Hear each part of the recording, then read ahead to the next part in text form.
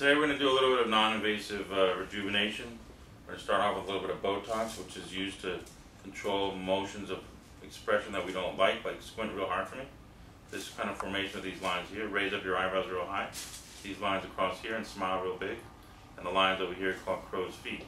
Everyone's different, so depending on the amount of expression that they have, requires a little bit different amount of product. So in the glabellar area, we're averaging around 18 to 30 units, depending on how much muscle movement there are. Squint real hard. And everyone's different, so you have to watch their expression, relax, so we can put the appropriate amount of product in. And obviously in the right places. You have to understand the muscles and which way they move in order to get a good result. I think of Botox as like a big game of tug of war of the muscles. You have muscles that pull up, and you have muscles that pull down. So if the expression that we want is to try to raise her eyebrows up, we have to take these muscles that pull down, both these and these on the side, and let the muscles of the forehead lift up. And the only way that you're going to get those muscles to lift up is if you release the force of the muscles pulling down. There's very little risk with Botox. It's been used in over 70 million people without any problems. Little pinch here.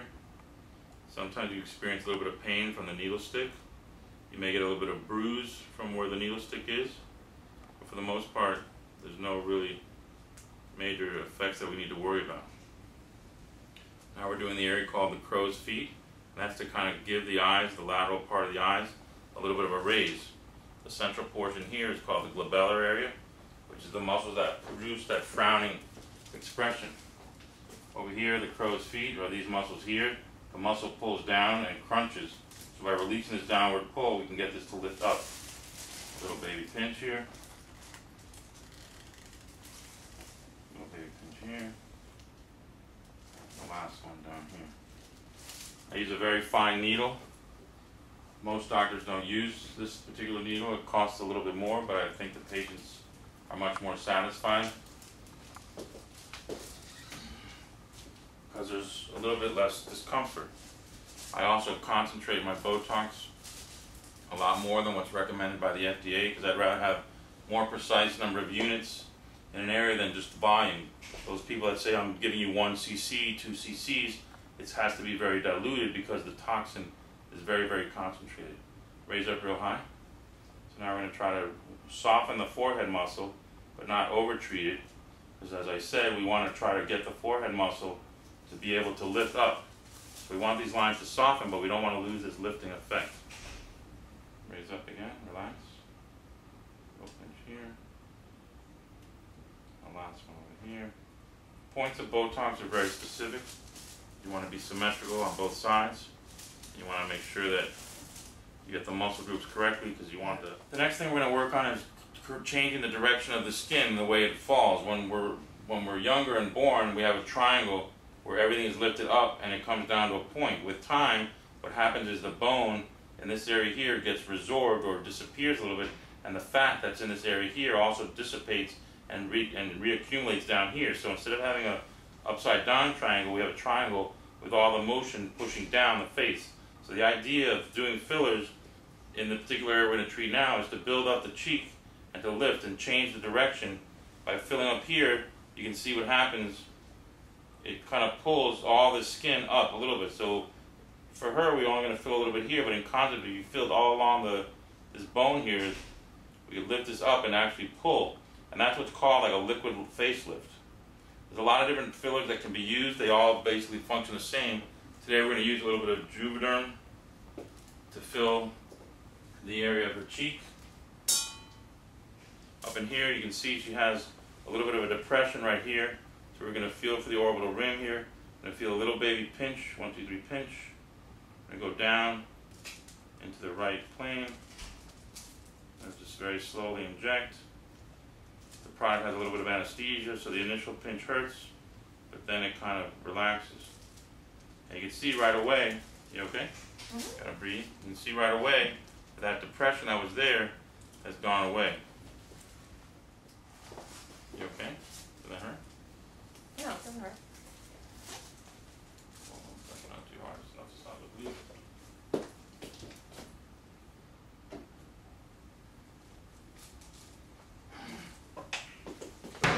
this side and do the same thing. Again, pay attention to this depression that's in here and watch how this lifting, by filling a little bit here, lifts not only the nasolabial fold, but the oral commissure. And if you went all the way across, you could move the entire skin on the face to the side. So again, little baby pinch.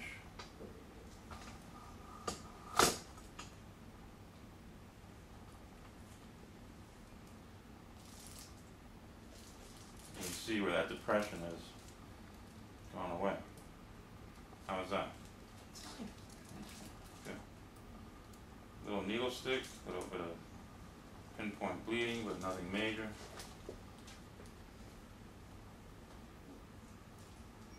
If you wanted to augment that a little bit, you could put a little tiny bit right in this corner here, but the patient today doesn't need it, so we're not going to do that. The next thing that we're going to do, we talked about, was giving her just a little bit better definition on her lips.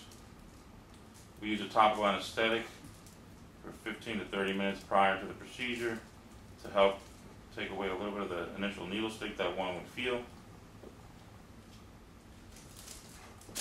Injecting the lips, you want to find that plane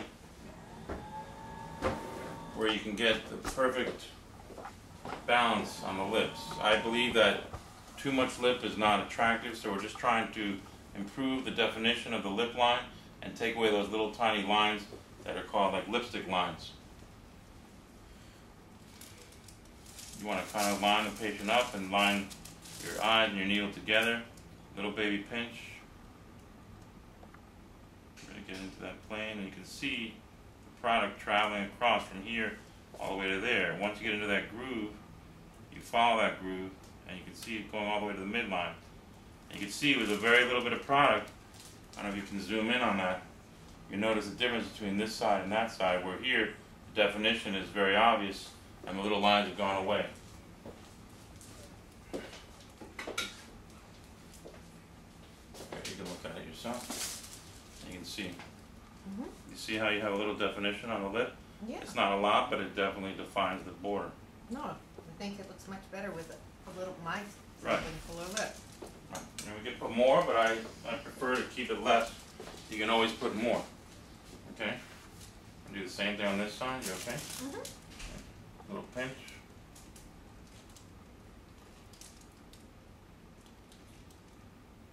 You see the product traveling across.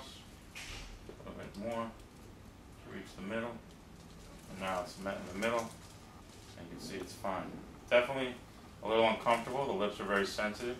But once the product goes in, there's a little bit of anesthesia, so it kind of numbs up. You okay? Breathing. Take a deep breath in. Okay, pucker up. Not so much. Okay. Maybe a little drop more on the edge here.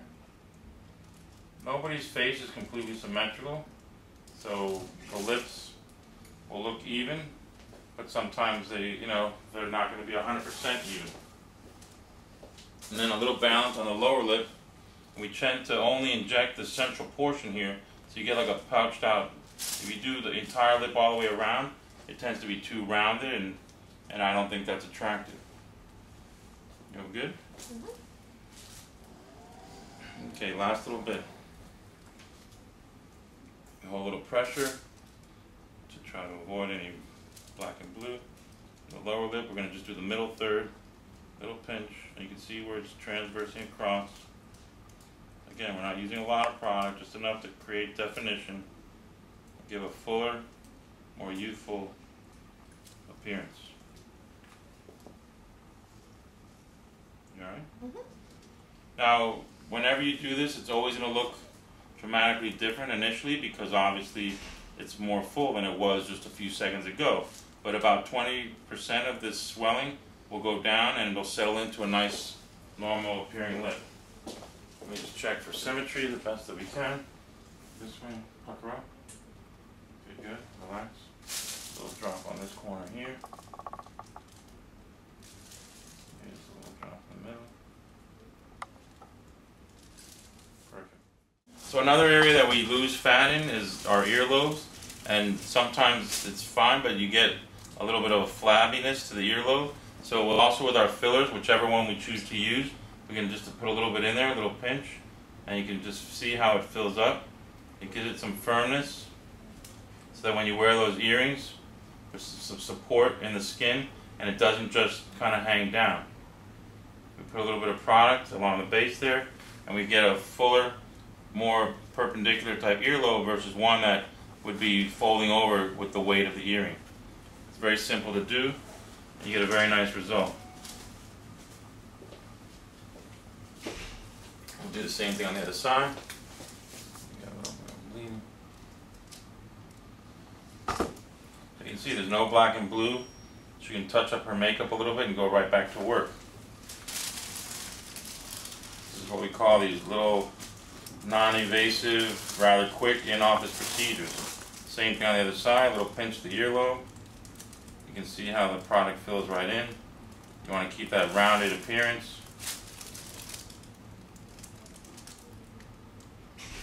Support those nice earrings that typically would fold over and bend down and create an unattractive looking ear.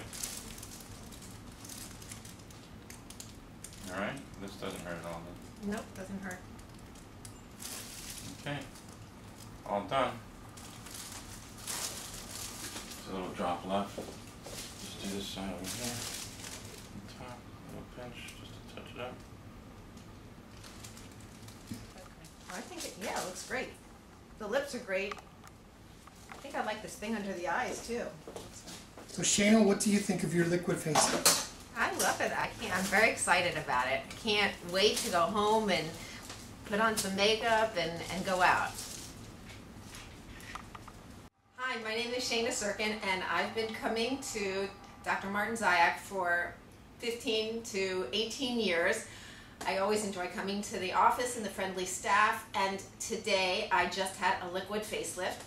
That consists of Restylane that they put in right under my eyes, my earlobes, and my lips. And I had Botox put into my forehead region, the sides of my eyes, and I really feel like $1,000,000. I feel great. I would recommend it to anybody. And Marty Zaiac is a real mensch.